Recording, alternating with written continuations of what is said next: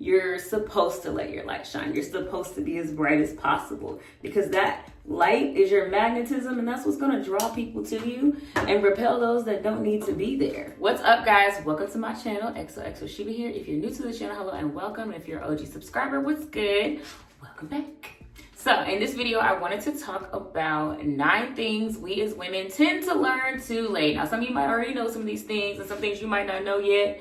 You know, I feel like it's a little bit in between. A lot of this is a lot of the things that I have learned over my mid to late 20s, going now into my early 30s. So we're just gonna talk about those things today. And we're gonna do that while I am curling my hair. This is the same hair I've been wearing from A Shine Hair. Links and details on the hair will be in the description if you're interested in that. But anyways, let's get into the video. So let's talk about these things, these 9 things that we as women tend to learn too late. Thing number 1 is well-behaved women rarely make history. I know we hear that, but when do we actually start applying that? I feel like it's towards your mid to late 20s, unless you just happen to be one of them firecracker people that exists. Some people just know that automatically, and some people have to grow into it. I feel like I was definitely one of those people who had to grow into it. It was always kind of there, kind of wasn't in the environment for that to really flourish. So as an adult, that was something I had to grow into, was asking more questions and not caring if it was annoying someone if I had more questions or being inconvenient to someone else. Not saying be a jerk or be inconsiderate, but definitely being considerate of yourself. It's okay to ask questions and be a squeaky wheel and ask why, or give better solutions if you have one, even if it's not what ends up happening. You know, it's okay to speak up. It's okay to give your opinion, and it's okay to set your boundaries loudly. Like, put your foot down. I don't like that. Please don't do that. All the things. It's okay. It might make somebody mad. It might. But it's still okay. And that is something I feel like I definitely picked up more of in my late 20s, especially with me starting going to therapy at that point, of just like, you know what, me having boundaries is okay, even if that's not what somebody wants from me. You know, and that is an uncomfortable thing to do when you're used to being in a people-pleasing position, because it makes you feel like, am I a bad person? Like, you feel bad when you first start setting boundaries and doing what's best for you when somebody makes you feel like that's inconvenient for them.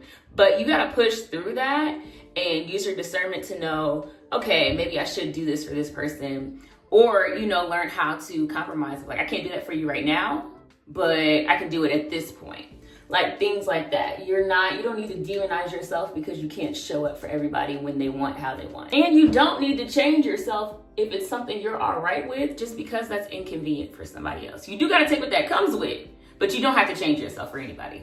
Thing number 2 is don't let people categorize you. You categorize you.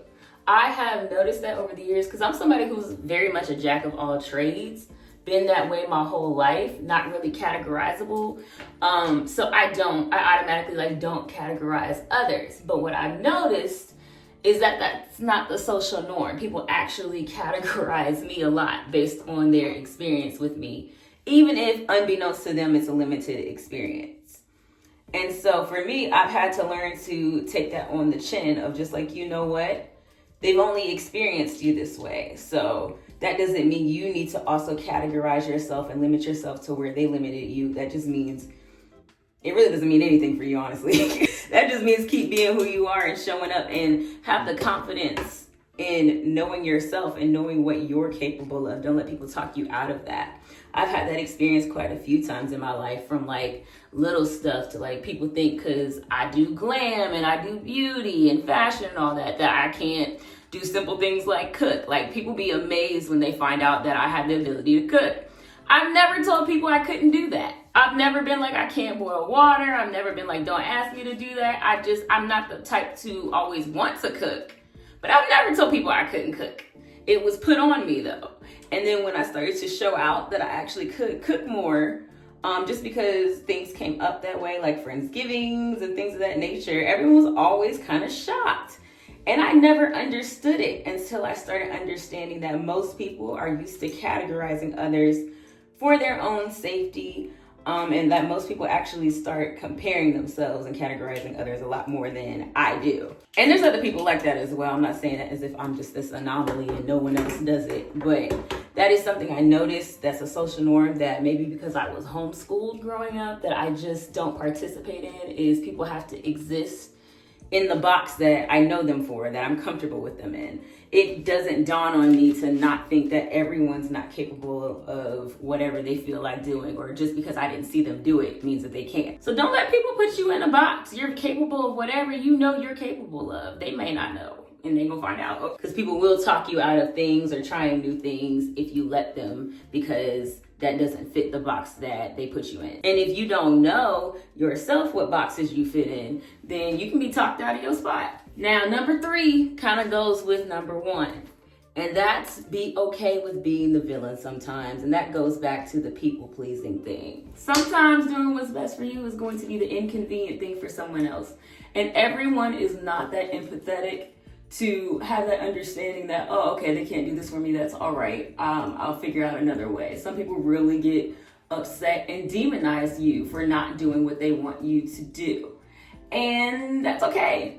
You know, get okay with being uncomfortable. We were talking about that in church. One of my best friends loves this saying, but get comfortable with discomfort. Use good judgment and discernment to know what you think is the right thing for you to do. So that way, you know, I feel like if it sits right on you that you did the right thing, then you're good by your standards. But you have to be okay with the fact that what you think might not be what everybody else thinks. You might be the villain in somebody else's story, and if you're good with your decisions, you gotta be okay with that. I turned it off. That's the problem. All right, let's try this. Oh, it's still heating up. Anyways, you have to stop caring what other people think. Like, that is so important. You really have to make sure that, you know, you're not caring what people think past taking care of yourself. Like, a lot of times in people pleasing, it ends up with you doing what somebody else wanted, playing the part, looking like a good person, but you're betraying yourself. And you don't want to do that, because that gives you all that inner turmoil and resentment. And it makes you technically not even actually a good person, because you just did it for the optics. You didn't technically do it because that's what you felt like was the right thing to do. You just didn't want to be demonized. You didn't want to be the villain. So now you're not the villain, but you're also kind of the villain, but in your own story. Number 4 is aging is not as deep as the internet wants us to feel like it. It's fear-mongering at its best. Turning 30 has been great. I have no qualms about getting older. Turning 35, which is the big number, everybody be like, oh, you're single in 35. I might not be single in 35. I don't know. I haven't got to that point yet in my years, but the 30s are lit.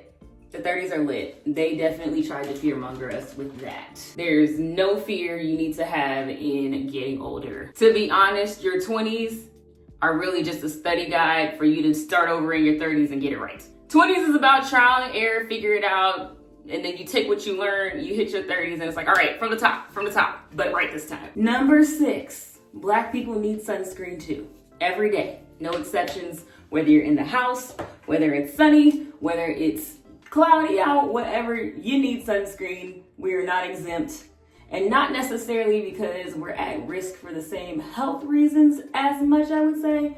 Don't check me though, check with a doctor, but because you don't want to age bad neither. You don't want to age like a raisin. And sunscreen is the best anti-aging tool there is. Them UV rays be tearing us up. I'm definitely trying to be in my 50s with people still trying to guess how old I am. And can I just say, not that any other generation after that looks bad, but can I just say Gen X is really setting the bar for aging? Oh my God, y'all look great. Y'all turning 50s and into the 60s. Yeah, y'all really doing it. It looks amazing. Y'all part of the reason I actually don't even care about aging anymore. I was like, well, if I'm just doing what they doing, I'll be all right. Number 7 is learn how to lead like a girl. When we talk about leadership and things of that nature, we always think of kind of leading in the aggressive way that men lead, in the very like testosterone based, just type way that they be doing it, very in your face, very I'm in charge, I don't care who likes it. That's leading like a boy. Learn to lead like a girl. There's a lot of power in that. Leading like a girl gets you what you want with less lip. less backlash. It is a little manipulative. It is. Sometimes you got to let people think it was their idea. Like, is your point to be right or is your point to get things accomplished? And recognizing that a lot of times your points go over better to get what you want when you maybe say something that is aggressive, but in a tone that doesn't make it feel as aggressive. It's very confusing to people. It's kind of like I know you're telling me what to do, but I also don't feel like you're telling me what to do. And I'm very confused, but I'm gonna do what you're telling me to do. It's more of a stealthy way of leading. It's more creative. But I thoroughly enjoy it. And like I said, it gets the job done a lot easier than trying to force people by ego and, with using a lot of, I'm in charge, you listen to me. And you don't have to change what you're saying or change the fact that you're in charge. I'm not saying hide from that, but in how you do it. Get to value and efficiency more than you value having to be blatantly right. Use your superpowers as a woman to your advantage. Number 7, if you're not getting hated on in some capacity, in some kind of way, you're probably not that interested. So be okay with everyone not necessarily liking you, even if it's for no reason. I had to get comfortable with that, with not dimming my light to make other people feel more comfortable. And I'm not saying that to say everybody was hating on me or I'm just that girl. I am to me. But I'm not saying it as, I'm just that girl and everyone's hating on me. I don't mean it in that way.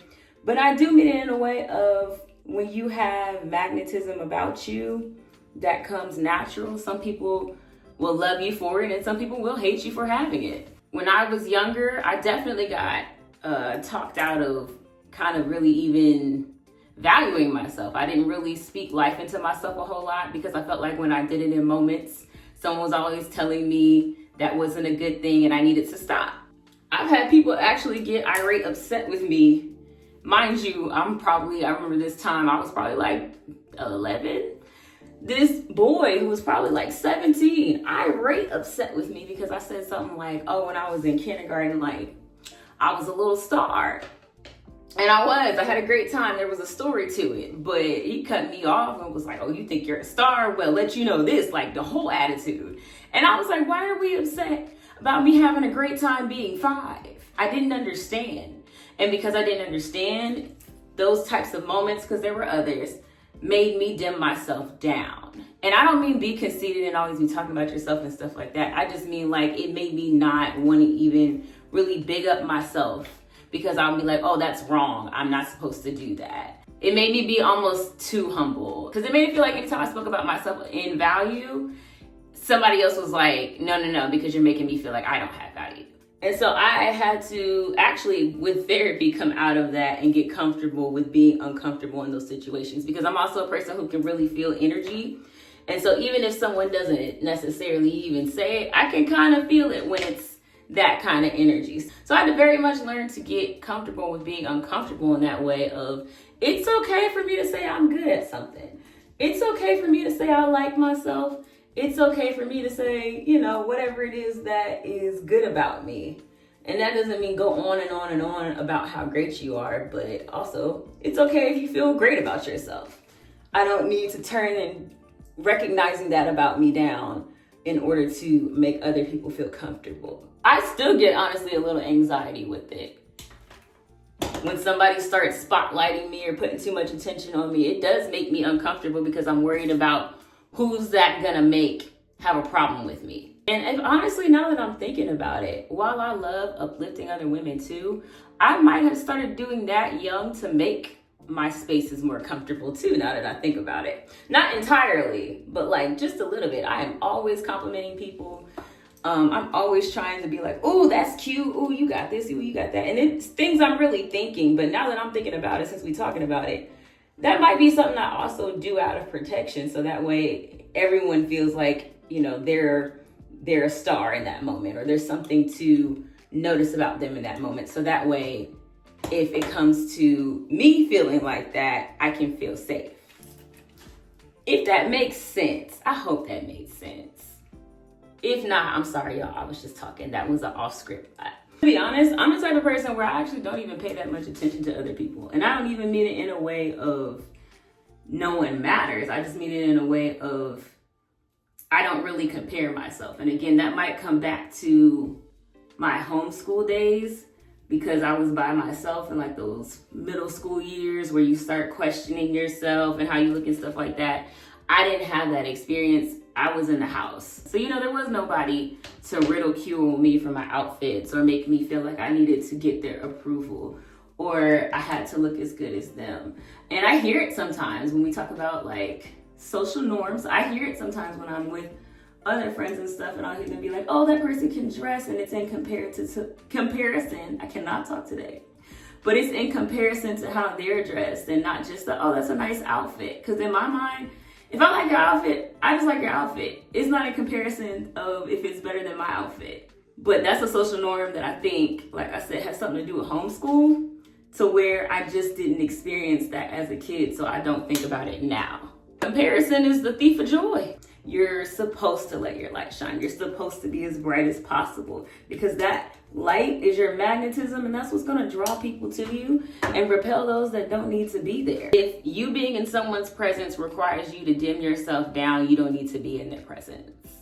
Because I'm the type of person where I don't even got to be main character. I actually prefer to be an ensemble cast with my people than to be the main one people are paying attention to or something like that. I love that all of my friends have main characters about them and that we can spotlight that when we are hanging out. It's not just big me, and I love that. And the number 9, which is specifically, it matters to all women, but specifically Black women, get on your reproductive health. I highly recommend your gyno being another Black woman. Mine's not on my insurance anymore, and that is sad for me, but that was great. When I tell you she one pat and she could tell my history for real, it was great. Like having a doctor in that arena that truly understands what you got going on, because that's also what they got going on, makes a difference. The other thing to do with your reproductive health is cycle syncing. I just recently started learning about that, because I had terrible cycles, y'all. Like my cycle time is not fun. It's very painful. I've been getting a whole lot moodier on my cycles lately. Like, it's just not been great. So I've been looking into like cycle syncing and stuff like that to know like what foods you're supposed to be eating during what period during the period. Things like what workouts are better, what foods you should be eating at what times. Like, for example, I just found out you really shouldn't eat red meat on your cycle. And that is because it has a lot of prostaglandins in it. Prostaglandins is what makes your cramps terrible. So when you eat red meat during your cycle, like, you're just adding more to it. And I should say period, because your cycle is not just the 7 days during your period. But y'all get what I'm getting at. But anyways, eating red meat during that time makes it so much worse. And I tested it out, because I'd be doing research. It'd be so bad. Like, I need to know how to never experience this again. And that's where I found out, like, oh, this is why you're not supposed to be eating red meat. Listen, I tried it, y'all. And when I tell you my cramps were bearable, and that never happens to me, I've had to take up to the full daily dose of ibuprofen before. And for this time to have happened, where I actually eaten red meat and had terrible cramps. And then the next day and the next couple of days after that, I didn't, just to see what was gonna happen. Because I typically do eat like 96% lean ground beef a lot, and steak a lot, and stuff like that. So the last couple of days of my cycle, which is when I cramped the most, I didn't do it. Tell me why I didn't cramp that bad. It's like, oh, there's really something to this. So finding out what foods you're supposed to be eating and what foods you're not supposed to be eating really does matter. Cycle syncing really does help. And the things that you do in the parts of your cycle, if you're aligning with what you should be doing in those, like the luteal and the whatever phases, can't even think of them all right now. If you're doing what fits and aligns to help those phases, it's gonna make even the point where you're actually on your period so much easier. It helps during the ovulation time too, like if you're trying to get pregnant, like all of those things. If you cycle sync, you're gonna make your reproductive health a whole lot smoother. I'm gonna find some hairspray and then I'm gonna let this sit for a hot second, then we'll take it out. But while we're waiting, scent of the day is Victor and Rolf Flower Bomb. I feel like I just recently had this on in another video, but as you can see, I like it. Very classy, very demure. One of my faves for winter because it's heavy. I wear my heavy auntie scents in the winter. It is a sweet floral. Y'all know I like a sweet floral. This is great for, it's more of a nighttime scent than it is a daytime scent. But I mean, I wear anything at whatever time I want to. And of course, links are in the description if you want this. Can't curl it with y'all and not give you the final product. That's just rude. All right, y'all, so this is the final look here. Drop a comment down below. Let me know what is something you think that women learn too late. And I will see you guys in my next video. Bye.